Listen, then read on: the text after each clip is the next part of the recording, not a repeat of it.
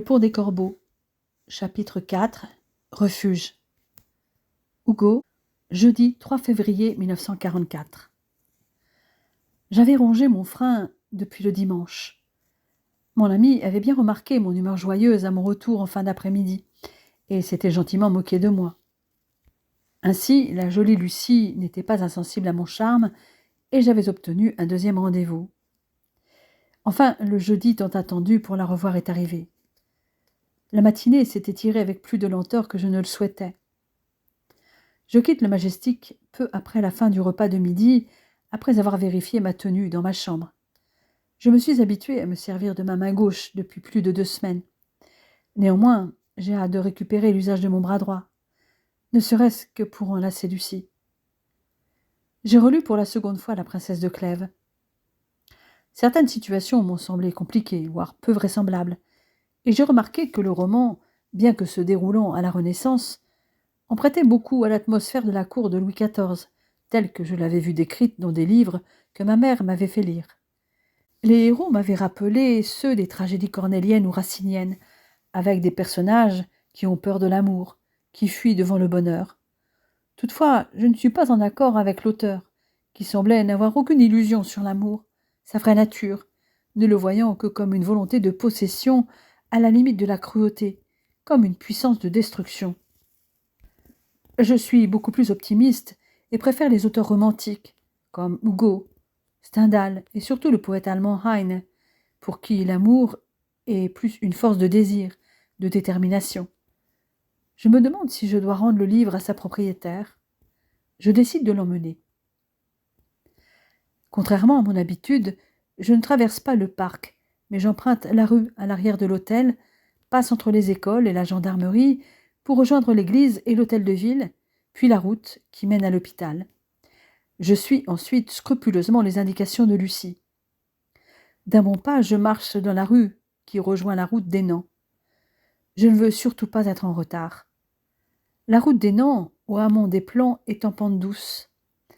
De loin, je la vois à l'intersection avec le chemin de la Floria. Il fait un peu plus froid que le dimanche, et elle a ajouté à sa tenue un bonnet de laine et un cache-col, mais elle a de nouveau emmené son sac à dos. Quel contraste avec les touristes féminines que l'on voit dans Chamonix, qui portent des tenues destinées à être remarquées comme elles le feraient à Paris, mais pas des plus adaptées à la montagne. Il est vrai qu'elles crapahutent rarement dans la neige pendant des heures. Je presse le pas pour atteindre l'intersection. Lucie a les joues rosies par le froid et m'accueille avec un sourire éclatant. En 3 bonds, je suis près d'elle. L'infirmière se jette à mon cou et manque me déséquilibrer. Sa joie me réchauffe le cœur. Son accueil si enthousiaste me ravit. Elle dépose un rapide baiser sur mes lèvres et me saisit la main. « Viens » me susurre-t-elle à l'oreille. Le chalet est un peu plus haut dans le chemin. Après un virage à gauche, nous prenons un chemin dans le bois au-dessus du hameau des Plans. Tout au bout du chemin, après un virage à droite, je découvre en contrebas un petit chalet en bois de mélèze avec un soubassement de pierre construit dans la pente. Mon regard doit paraître interrogateur car Lucie croit bon de me donner des explications. Ce chalet a servi de lieu de réunion pour les gars de la Résistance quand son propriétaire était encore là. Mais il ne sert plus depuis un moment car il est trop près du village. Désormais, il préfère des lieux moins faciles à atteindre dans la montagne. C'est ce que j'aurais fait aussi à leur place, rétorquai-je. Mais les chalets n'ont-ils pas été tous fouillés par des patrouilles allemandes à la recherche de clandestins et de réfractaires au STO ? Bien sûr que si. Mais comme ils n'ont rien trouvé, ils sont repartis comme ils étaient venus. Et le propriétaire, m'enquiers-je ? C'était le meilleur ami de mon grand-père, un guide de la vallée. Il est décédé en novembre. Sa seule famille était sa fille, avec laquelle il était fâché. Elle est venue en coup de vent pour l'inhumation, et pour l'instant, ce chalet est à l'abandon. Elle le vendra certainement, mais quand la guerre sera finie. Je la vois tendre la main vers une petite niche en bois fixée près de la porte, et tâtonner derrière une statuette de la Vierge après avoir enlevé ses gants. Elle en retire une grande clé. J'ignore ce que nous allons trouver à l'intérieur. J'espère que tout est resté dans l'état depuis que le père Simon est décédé, et qu'il y a encore de quoi faire du feu. Elle avance dans un petit couloir et pénètre dans une grande pièce dont elle commence par ouvrir les volets pour faire entrer un peu de lumière. Je reconnais une cuisine, la Houta, comme le précise Lucie, avec sa grande cheminée ouverte, la bourne. S'y trouvent un buffet, une table, 2 bancs ainsi qu'une chaise paillée. Et sur la gauche, un évier de pierre et une cuisinière à bois. Au fond, il y a une autre petite pièce, probablement une chambre, pensai-je. La jeune femme me confirme qu'il s'agit du pelle, servant de salon pour les veillées d'hiver et de chambre à coucher, avec son lit clos. Nous avons de la chance, il reste un peu de bois. Au moins, nous avons de quoi faire du fouet pour aujourd'hui, déclare Lucie avec un clin d'œil. Il faudra que nous en trions un peu si nous voulons en faire la prochaine fois que nous viendrons. Je l'attrape au passage avec mon bras valide pour la serrer contre moi. Parce que tu as l'intention de revenir une prochaine fois ? Avec moi ? Murmurai-je. Si tu en as envie, oui. Je l'enlace et effleure ses lèvres avec douceur. De nouveau, je la sens trembler comme le dimanche, et je perçois la chaleur de son corps contre le mien, comme si une onde de chaleur la traversait tout entière. Pour l'instant, j'ai surtout envie de t'embrasser, déclarai-je. Elle répond avec ardeur à mon baiser, mais se détache de moi. Le plus urgent, monsieur Steinert, même si moi aussi j'ai très envie de t'embrasser, c'est de faire du feu. Et comme tu es handicapée, ajoute-t-elle avec un petit sourire, je m'en occupe. Elle ne me laisse pas le temps de répliquer quoi que ce soit et se débarrasse de son bonnet et de son cache-colle. Elle les pose, non sur la table, mais sur son sac à dos, laissé dans l'entrée, et je la vois fouiller dans une poche sur le côté d'où elle tire un briquet. Elle entreprend ensuite de disposer dans la cuisinière du petit bois, un peu de papier et y met le feu. Elle attend un peu que celui-ci soit bien établi avant d'y mettre une bûche moyenne. « Tu peux continuer à y mettre progressivement d'autres bûches, s'il te plaît ?» me demande-t-elle en me déposant un baiser sur la joue. Pendant ce temps, je vais faire un peu de ménage. Je la suis des yeux lorsqu'elle se dirige vers une des pièces du fond. Elle en revient avec un balai et quelques chiffons. En 2 temps 3 mouvements, elle élimine quelques toiles d'araignée, dépoussière le buffet, la table, les bancs et passe un rapide coup de balai. Désormais, elle peut poser ses affaires sur le buffet. Tout en surveillant le feu et l'alimentant graduellement, j'observe en souriant. On dirait que nous sommes un couple d'amoureux emménageant dans sa nouvelle maison, pensai-je. Alors que je la contemple toujours, Lucie referme la fenêtre qu'elle avait laissée ouverte pendant son moment de folie ménagère et vient vers moi. « Hugo, je crois que le feu est assez vigoureux maintenant. Tu peux refermer la cuisinière, me taquine-t-elle, ce qui me fait sortir de ma torpeur extatique. Elle attend que je me redresse pour se rapprocher un peu plus. Nous nous regardons intensément. Le silence entre nous n'est troublé que par le crépitement du feu.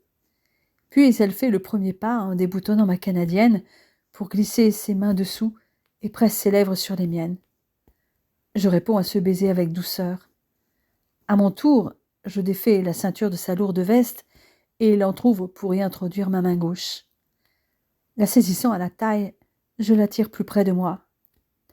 Ma main remonte jusqu'au cou de Lucie avant de redescendre jusqu'à sa hanche, effleurant son sein au passage à travers le gros pull de laine.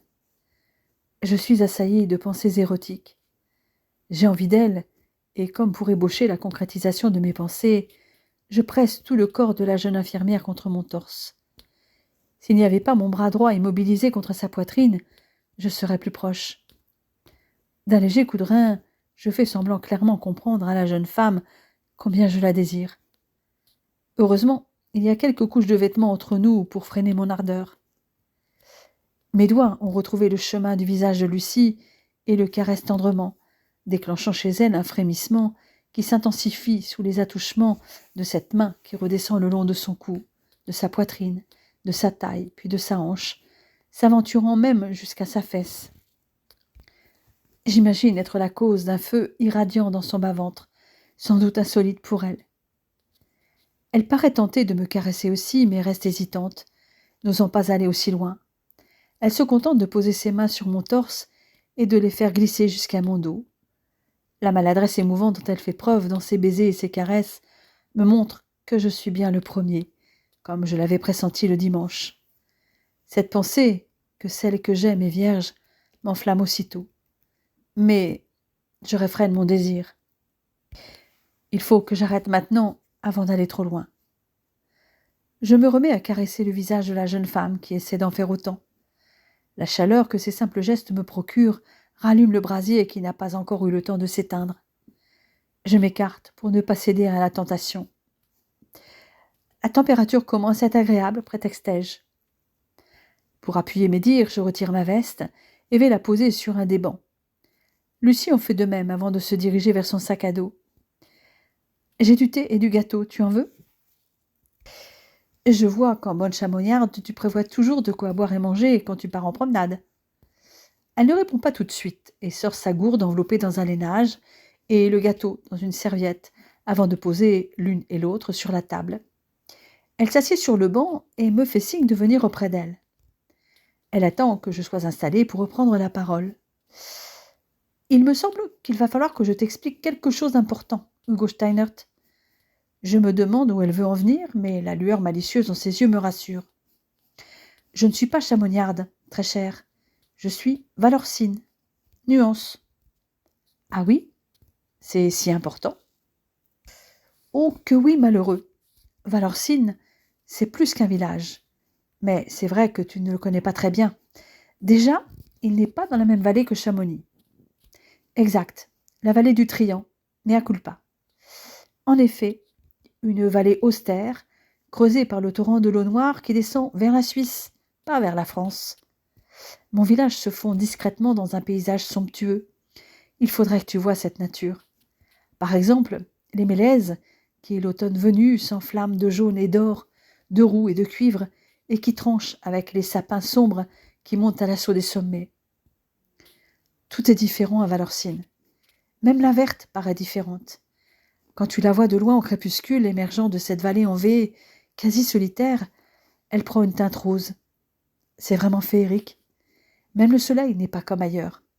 Depuis le coutret en hiver, il se lève et se couche 2 fois.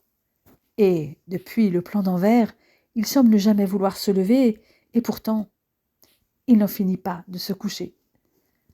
J'adore faire des photos des paysages de ma vallée. Mon frère m'a laissé son appareil. C'est lui qui m'a appris à développer les photos. Mais ce serait mieux que tu vois ma vallée en vrai. Je l'écoute, admiratif tant elle est passionnée. Les vieux racontent que Dieu devait être distrait quand il a créé le village, car les chalets semblent avoir été semés à la volée sur les pentes. Valorcine, c'est un patchwork de hameaux dispersés partout, jusque vers les 1600 mètres d'altitude, mais bien loin des couloirs d'avalanche, avec ses maisons de pierre ou de bois, ses racards. Qu'est-ce que tu appelles les racards, manquai-je curieux? Des mazots, si tu préfères. Je pense que tu sais de quoi il s'agit, puisque ta mère est de la région. On les appelle aussi des régas, et ils sont cousins des racards du Valais suisse. Ils ont la même architecture, 2 étages, l'un de pierre, l'autre de bois, mais nous les utilisons différemment. L'étage inférieur nous sert souvent à ranger les outils, alors qu'en Valais, ils y mettent les bêtes. Lucie semble intéressable sur son village, dont, selon elle, les hameaux portent tous de jolis noms, comme Barberine, la Villa, le Clos, le Ciseret, les Bioles, le Chanté, le Lait. Et donc, poursuit-elle, même les gens sont différents. Un Valorcin n'est pas un Chamonniard. Un Valorcin est un Valorcin. Les habitants portent des noms différents par rapport à Chamonix, tels Ancet, Bergeran, Boson, qui est le nom de jeune fille de ma mère, Burnet, Chamel, Claret, Vouillot et j'en passe. De toute façon, ils figurent sur le monument aux morts. Les Valorcins ont leur culture, leur langue, leur musique, leur opiniâtreté aussi. À ce dernier mot, j'ébauche un sourire qui n'échappe pas à la jeune femme qui termine le panégyrique de son village. Tout cela, ils le doivent à leur histoire et à la géographie particulière de sa vallée, qui la rattache plus aux communes valaisannes. Le village paraît plus naturellement se rattacher aux communes suisses du Châtelard, de Finot ou de Martigny, d'où sont venus les Walser de langue allemande, les premiers habitants de la vallée. Elle s'interrompt et darde ses yeux verts sur moi. « Tu crois que je n'ai pas vu ton petit sourire en coin quand j'ai parlé d'opiniâtreté, Hugo Steinert ?»« Je ne m'en suis pas caché, répliquai-je taquin. Tu es très attaché à ton village, mais aussi à tes idées, parfois obstinément. Mais tu te laisses aussi amadouer. Je le dois peut-être à ton sang germanique si tu descends des Valzères. Je passe une jambe par-dessus le banc et me retrouve à califourchon dessus pour me rapprocher d'elle. C'est peut-être pour cela que je t'ai plu, renchéris-je. Je frôle son visage et ses tresses de mes doigts en la fixant si intensément qu'elle baisse brièvement les yeux sous mon regard brillant. Je m'avance encore et effleure sa bouche. Au moment où je pose mes lèvres sur les siennes, elle les entr'ouvre pour répondre à mon baiser.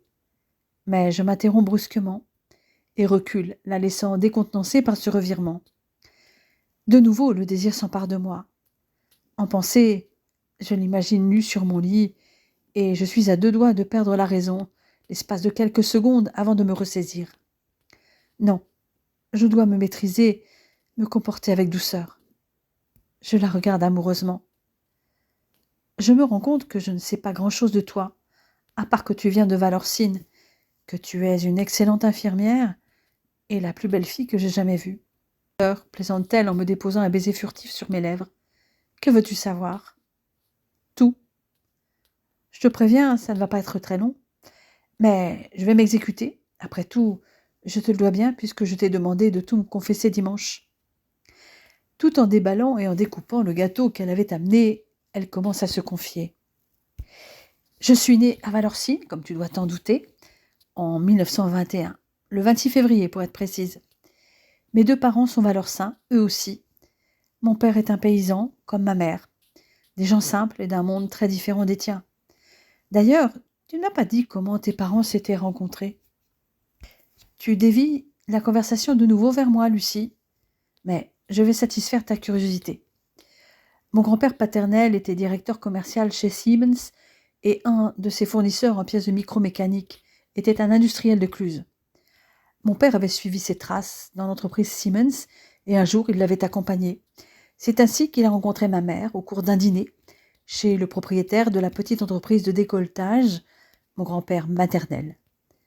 Ça a été un coup de foudre et mon père a tout fait pour obtenir la main de ma mère, Madeleine Larrot.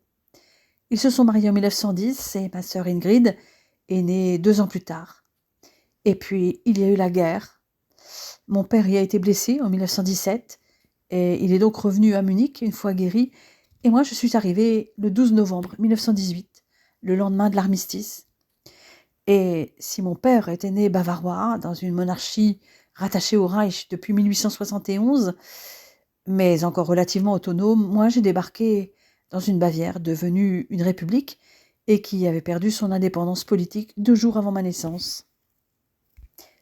Ça n'a pas dû être simple pour ta mère lors de la Grande Guerre, et pas plus lors de celle-ci. En effet, son cœur reste français même si elle a adopté sa nouvelle patrie bavaroise. Elle reste très attachée à la Savoie et à son Faucigny natal, au point de nous apprendre, outre le français, qui est sa langue maternelle, le patois savoyard.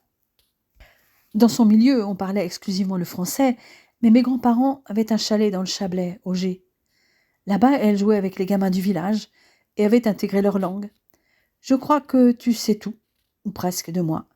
Pour l'instant, je ne vois pas ce que j'ai pu oublier de te dire. Donc à toi. La jeune femme reprend son histoire, tout en découpant 2 parts de gâteau avec son opinel. Elle me parle de son enfance, sa scolarité dans son petit village d'une vallée isolée, où la neige vient en octobre pour ne se retirer qu'en mai, la participation aux travaux des champs, comme répandre de la cendre sur la neige pour en accélérer la fonte et que son père puisse retourner la terre avec sa brabanette pour planter les pommes de terre ou semer les céréales et les récolter avant le premier gel d'automne, les étés dans les alpages de l'Oria avec son frère aîné, Jean, appelé le Zian. Il est prisonnier.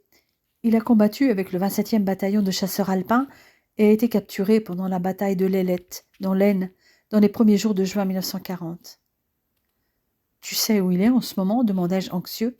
« Il est rattaché au Stalag 7B à Memmingen, mais il a été affecté à un commando agricole, dans une ferme avec d'autres prisonniers, dont un gars de Bellevaux, à Münster am Lech.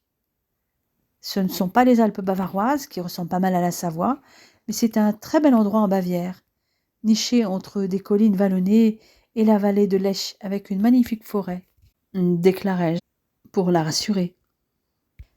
Je sais, Il nous l'a écrit dans une de ses cartes. Il a aussi beaucoup insisté sur la bienveillance des gens pour qui il travaille, ainsi que celle du Burgmeister Grunwald. Mon frère me manque beaucoup. C'était mon camarade de jeu. Il a juste 2 ans de plus que moi. Je la prends par la taille et la rapproche de moi. Elle niche sa tête au creux de mon épaule valide. C'est avec lui que j'ai appris à écrire des messages codés pour des chasses au trésor que nous organisions. C'est vite devenu un de nos passe-temps favoris. Elle se redresse pour me tendre une part de gâteau et la gourde contenant du thé chaud. Je comprends mieux pourquoi tu m'as fait parvenir ton prix d'excellence 1935 avec un code.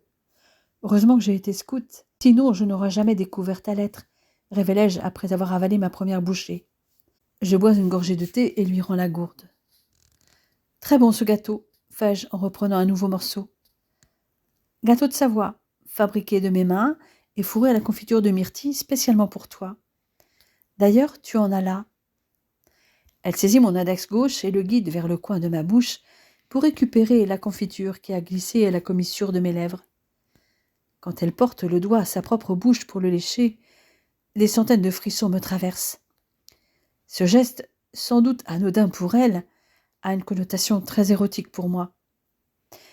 Je reprends la conversation pour garder la maîtrise de moi-même. Pour revenir à ta lettre, reprends-je, disons que sans déchiffrer le code, j'aurais mis plus de temps à la trouver, car j'aurais fini par repérer la page collée. D'ailleurs, je t'ai ramené ton livre, j'ai pensé que tu devais y tenir. C'est justement parce que ce livre est précieux que je l'ai utilisé. Même si ce n'est peut-être pas ton genre littéraire favori, c'était aussi un moyen de te montrer que tu comptes pour moi et que ton pardon était quelque chose d'essentiel. Je dépose un baiser sur sa tempe, ce qui la fait frémir. Et ce serait quoi, mon genre littéraire, selon toi? Des œuvres avec des intrigues captivantes, des enquêtes complexes, des thèmes plutôt d'actualité, étant donné que tu as choisi de faire du droit, et le CIPO SD pour faire du renseignement, déclare-t-elle avec un clin d'œil appuyé. J'avoue bien aimer les romans policiers, mais aussi le genre Sturm und Drang, qui prône la dominance du sentiment sur la raison, comme les souffrances du jeune Werther de Goethe ou les brigands de Schiller, un genre qui a précédé le courant romantique. Un de mes auteurs préférés est Thomas Mann, aujourd'hui interdit, dis-je. Il mêle l'exploration de la psychologie humaine à la réflexion philosophique dans ses livres, mais mes 2 favoris sont Heinrich Heine, un poète romantique, et Hermann Hesse, un écrivain et poète également, mais contemporain. Ils sont tout aussi interdits que Thomas Mann. Le premier parce qu'il était juif, et le second parce qu'il s'est exprimé en faveur des auteurs pourchassés par les nazis. Ils ont écrit de magnifiques poèmes d'amour. En prononçant cette dernière phrase, mes yeux ont dû s'illuminer et mon regard être si éloquent que Lucie rougit. Je caresse avec douceur le flanc de la jeune fille et la sens trembler. Et si tu continuais à parler de toi, car nous n'avons pas dépassé ton enfance pour l'instant. Il n'y a plus énormément à dire.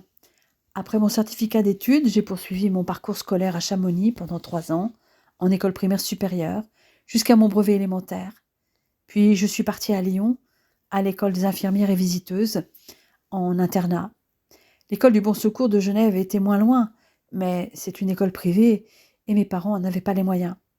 Au moins à Lyon, je pouvais bénéficier d'une bourse. En outre, mes parents n'étaient pas trop favorables à ce que je fasse ce genre d'études. Pourquoi ?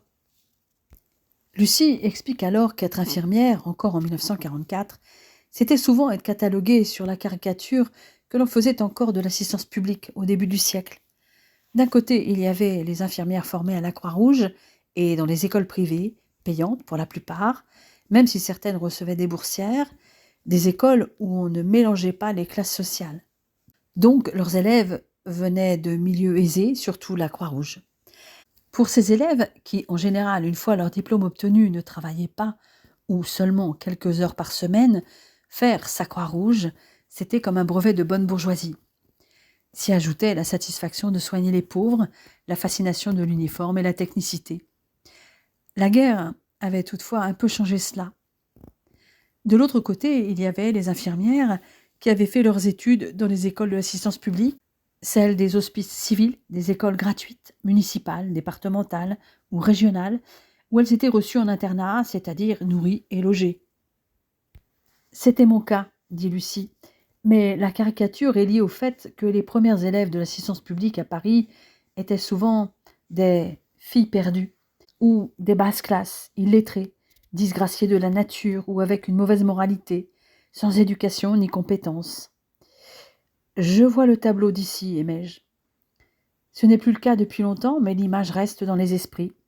Des pauvres filles, parfois des prostituées, face aux dames de la Croix-Rouge. Et l'archétype de l'infirmière reste l'infirmière Croix-Rouge, l'ange blanc. Et entre la bourgeoise qui a fait sa Croix-Rouge et la jeune femme qui a commencé comme fille de salle et a trimé dans les cours municipaux pour obtenir l'autorisation d'exercer ou même le diplôme d'État, il y a un fossé qui perdure. Pour mon père, les infirmières n'étaient pas des filles sérieuses, même si en réalité il n'en connaissait aucune. Et pour ma mère, c'était l'inconnu. En plus, à Lyon, tu imagines ? À peu près. Mais ça ne te correspond pas du tout. Quoique, depuis dimanche, tu parais moins sérieuse, ajoutai-je moqueur. Elle me bouscule légèrement pour me montrer sa désapprobation. En tout cas, quand je suis revenue dans la région une fois mon diplôme obtenu, des femmes du village, qui ne me voyaient plus depuis mon départ à Lyon, m'ont demandé ce que je devenais. Bien entendu, je leur ai dit la vérité. Tu ne vas pas me croire, mais lorsqu'elles avaient posé cette question à ma mère, elle s'était mise à pleurer et leur avait répondu « Ma fille a fait une grosse bêtise ».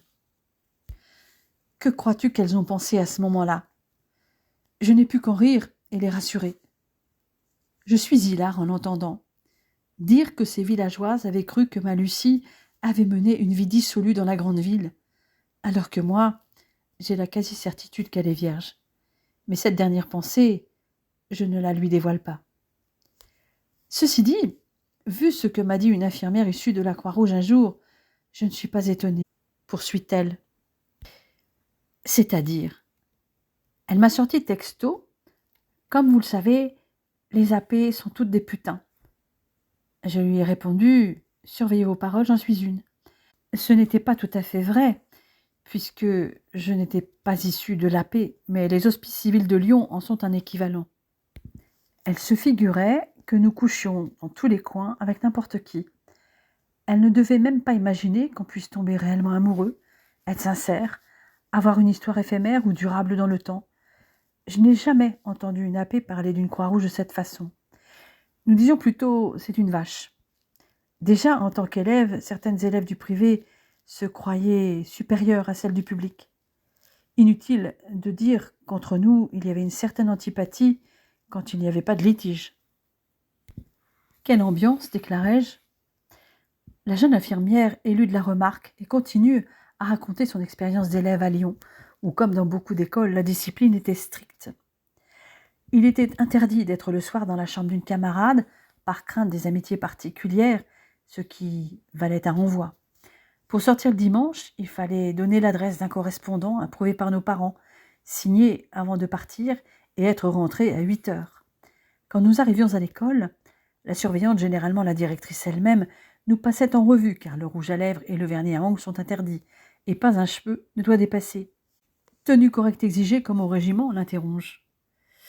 Nous devions aussi entretenir nos chambres qui étaient contrôlées en notre absence. Et quand quelque chose n'allait pas, notre nom était affiché sous une grille au mur du réfectoire, la honte assurée. Et en stage, nous devions entretenir les escaliers des étages, le salon, le réfectoire, l'amphi, les salles d'études et le grand hall d'entrée. Il y avait aussi des gardes pour assurer les liaisons avec les camarades dans les étages, les salles d'études, de repos. Je les ai souvent assurés quand c'était mon tour, mais aussi bénévolement, parce qu'on nous envoyait faire des petites courses en ville ou à la poste, chercher et distribuer le courrier. Dans ce courrier, il y avait souvent des billets de garçons qui donnaient rendez-vous à leurs petites copines le samedi ou le dimanche. Moi, je n'avais pas de petits copains, d'autant que je n'avais pas de correspondant désigné par mes parents pour sortir le dimanche. Même pas un petit flirt avec un étudiant en médecine, par exemple, pendant les stages, demandai-je. En posant cette question, je pense à Gustave, qui m'a déjà évoqué l'attirance particulière des jeunes infirmières pour les futurs médecins. Elle me regarde estomaquée, comme si je cherchais à la sonder, pour savoir si elle faisait partie des filles peu sérieuses, ce qui pourrait signifier que je n'ai pas tout à fait confiance en elle. Ou bien pense-t-elle que je suis tout simplement jaloux? Ce qui est certain, c'est que ma question la perturbe. Elle fronce les sourcils comme si elle cherchait une réponse, peut-être entre ces mêmes options auxquelles je viens de penser, réalisant que ma question est déstabilisante. Car Lucie semble vraiment choquée. Non, jamais. Je ne pensais qu'à mes études, répond-elle finalement. Rassure-toi, je plaisantais, tentais-je pour minimiser l'impact de ma maladresse. La blesser est la dernière chose que je souhaite faire, et je ne sais plus quelle attitude adopter pour atténuer la sensation de malaise. Je poursuis mon entreprise de rattrapage. Je n'ai aucun doute sur ta bonne conduite pendant tes études, et même depuis que tu es infirmière diplômée. Sauf avec moi, annonçai-je avec un air malicieux. Je t'aime, Lucie de Villa, et grâce à toi, je ne verrai plus les infirmières Croix-Rouge du même œil. Apparemment, je suis le seul à être vraiment mal à l'aise avec cette question, car Lucie ne semble pas aussi offusquée que je le pensais, car elle me sourit. J'ose espérer qu'elle a interprété ma question comme une manifestation de jalousie, ce qui n'est pas totalement faux. Il est temps que je passe à un autre sujet pour ne pas m'enfoncer davantage. Je me lève et fouille dans les poches de ma canadienne. Tiens, au fait, ton livre, à moins que tu ne veuilles pas le récupérer. Je veux bien le récupérer, mais en réalité, je vais faire un échange, avec un autre qui, j'espère, te plaira. Elle prend le livre de Madame de Lafayette et va le ranger dans son sac à dos, d'où elle sort un autre ouvrage pour me le remettre.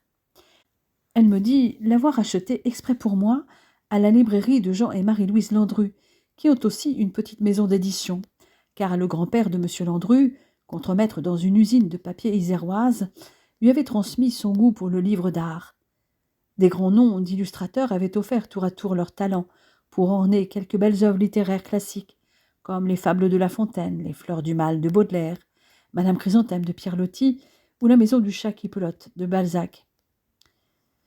Premier de cordée de Frison Roche, lis-je. J'en ai entendu parler, mais je n'ai pas eu l'occasion de le lire. Moi, j'ai adoré, sans doute parce que l'histoire se passe ici. Tu me diras ce que tu en as pensé quand nous nous reverrons. Quand? Manquai-je en espérant une date pas trop lointaine. Vendredi 11, même endroit, même heure? Elle s'aperçoit, à ma mine sombre, que ce jour me paraît lointain. J'aimerais aussi que ce soit avant. Nous pouvons nous voir vers 13h chaque jour, mais peu de temps, juste pendant ma pause déjeuner.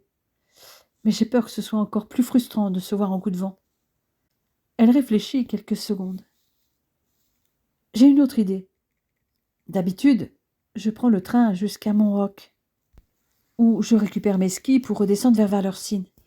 Mais si j'y vais à pied, tu pourrais m'accompagner un bout de chemin jusqu'au Lavancher, ou même jusqu'au Grassonnet. Tu pourrais être de retour à temps pour le repas de midi. Je suis preneur, m'enthousiasmai-je. Alors, rendez-vous mardi, sur la rue Joseph Vallaud, après l'hôpital, au niveau de la Villa Bellevue, à 9h. Je la serre contre moi de mon seul bras valide et cherche sa bouche pour un ultime baiser avant de quitter le chalet, laissant Lucie éteindre le feu dans le poêle avant de partir à son tour.